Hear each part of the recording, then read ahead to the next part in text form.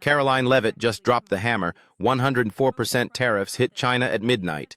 And even Nancy Pelosi once agreed with Trump. China has to make a deal with the United States. It was a mistake for China to retaliate. The president, when America is punched, he punches back harder. That's why there will be 104% tariffs going into effect on China tonight at midnight. But if China reaches out to make a deal, he'll be incredibly gracious, but he's going to do what's best for the American people. So China has everybody in Washington, whether they want to admit it or not, knows that this president is right when it comes to tariffs and when it comes to trade. In fact, Democrats have long said that the United States of America has been ripped off by the countries around the world. They just don't want to admit it now because it's President Trump who is saying that. In June of 1996, Nancy Pelosi spoke on the House floor. She urged her colleagues at the time to fight against the status quo trade policies that had contributed to America's trade deficit with China.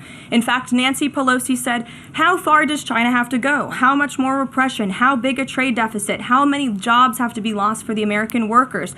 How much dangerous proliferation has to exist before members of this House of Representatives will say, 'I will not endorse the status quo'?" Those are the words of Nancy Pelosi in 1996. Well, President Trump is finally answering her call 27 years later. Nancy Pelosi can thank President Trump today for the 104% retaliatory tariff that will be going into effect on China.